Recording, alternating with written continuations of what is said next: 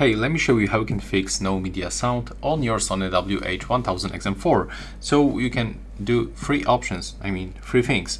So first, when you are playing any music, like for example this one, you can open this notification panel and then tap on this icon. I'm using the YouTube music, so that's how it looks in my case, but in the Spotify it will look probably the same. And you have to switch from this phone speaker to the Sony headphones.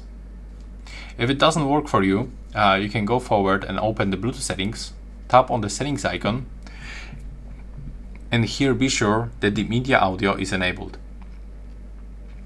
If this still doesn't work, I can recommend you the last thing to perform the hard reset.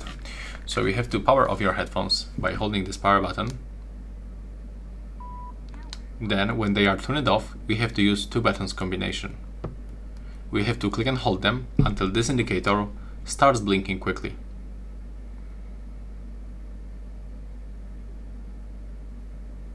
There we go, and the reset is complete. Right now you can set up your headphones one more time with your phone and tell me if it works. Bye!